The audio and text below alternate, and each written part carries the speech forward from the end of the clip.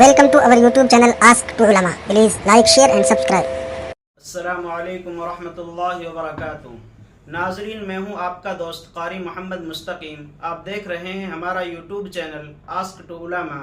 ناظرین، قرآن کریم میں اللہ تعالیٰ کا فرمان ہے فَاسْأَلُوا أَهْلَ الذِّكْرِ إِن كُنتُمْ لَا تَعْلَمُونَ کہ اگر تمہیں نہیں معلوم تو اہل علم سے معلوم کر لو. آپ حضرات کی اسی ضرورت کے پیش نظر اس پروگرام کو وجود میں لایا گیا ہے. یہاں پر آپ کے دینی مسائل کا حل بڑے ہی خوبصورت انداز میں نکالے جائیں گے انشاءاللہ. اگر آپ نے ابھی تک ہمیں جوائن نہیں کیا ہے تو ابھی سبسکرائب کریں اور اپنے دوستوں احباب کے ساتھ شیئر کریں تاکہ آپ کا اس نیک کام میں حصہ ہو جائے. چلیے پروگرام شروع کرتے ہیں. میرا پہلا سوال ہے مولانا مومن قاسمی.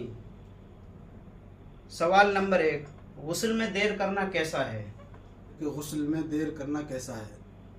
یہاں غسل سے مراد اگر وہ غسل ہے جو انسان کے ذمہ واجب ہو جاتا ہے، لازم ہو جاتا ہے، یعنی ناپاکی کی حالت میں ناپاکی کی حالت سے پاکی کی طرف آنے کے لیے جو غسل ہوتا ہے، اگر وہ ہے، وہ سوال مراد ہے تو اس کا جواب یہ ہے کہ غسل میں دیر نہیں کرنا چاہیے.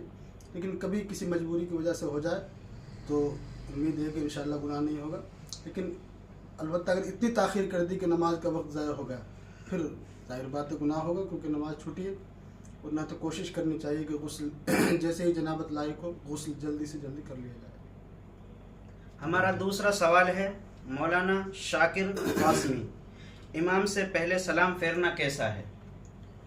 امام سے پہلے سلام پھیرنا جان بوجھ کر امام سے پہلے سلام پھیرنا یہ درست نہیں ہے.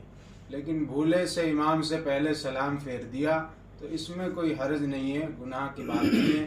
لیکن عام عادت بنا لینا یہ مکروہ عمل ہے، اس لیے اس سے بچنا چاہیے. اور امام ایک طرف مکمل سلام پھیر لے اس کے بعد ہی سلام پھیرنا چاہیے.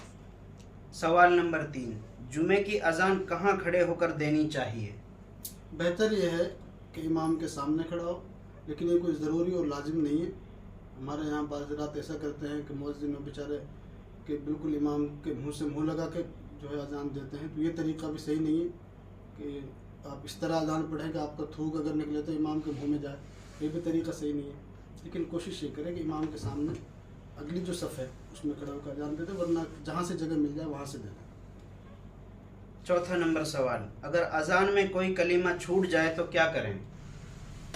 اذان میں اگر کوئی کلمہ چھوٹ جائے اور بیچ اذان میں یاد آئے تو پھر اس کلمے سے دوبارہ اذان دہرائی جائے اور آخر تک مکمل کی جائے. لیکن اذان کے بعد یاد آیا ہے تو دوبارہ اذان لوٹانے کی ضرورت نہیں ہے. سوال نمبر 5، بچوں کو سونا یعنی گولڈ پہنانا کیسا ہے؟ جائز نہیں ہے.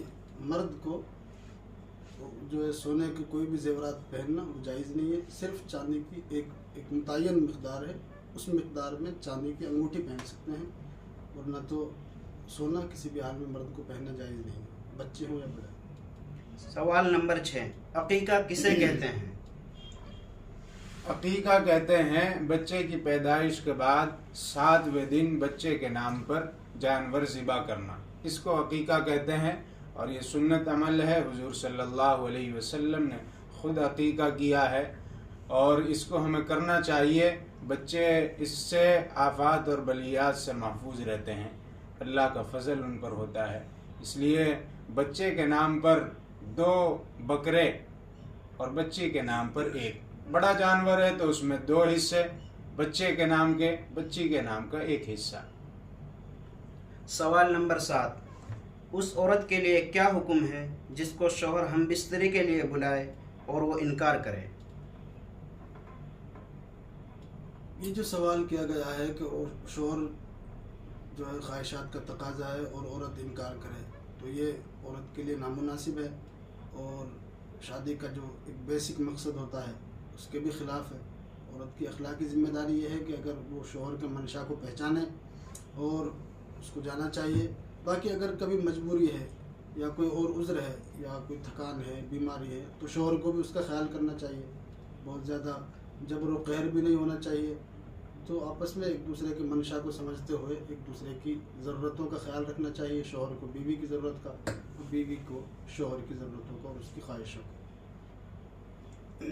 سوال نمبر 8، عورت کا استرا یعنی ریزر سے زیر ناف بالوں کا صاف کرنا کیسا ہے؟ خواتین کا زیر ناف یعنی شرمگاہ کے بالوں کو صاف کرنا استرے کے ذریعے۔ خواتین کی شرمگاہ نرم اور نازک حصہ ہے، اس کے لیے پاؤڈر کریم وغیرہ کا ہی استعمال کرنا چاہیے، تقاضا یہی ہے۔ لیکن اگر کوئی خاتون کرنا چاہتی ہے استرے سے یا لوہے کی کسی اور چیز سے تو وہ صاف کر سکتی ہے، جائز ہے۔ سوال نمبر 9، اذان کے وقت کتے کیوں بھونکتے ہیں؟ اذان کے وقت کتے کیوں بھونکتے ہیں، یہ بعض احادیث کا مفہوم ہے، ان سے پتہ چلتا ہے کہ اذان کے وقت شیطان جو ہے بآواز بلند ریح خارج کرتا ہوا بستی سے بھاگتا ہے اذان کی برکت سے۔ تو بعض علماء نے لکھا ہے کہ جب وہ شیطان بھاگتا ہے تو وہ جو ہے کچھ جانور ہیں مخصوص جن کو وہ نظر آتا ہے، تو اس وقت کتے بھونکتے ہیں۔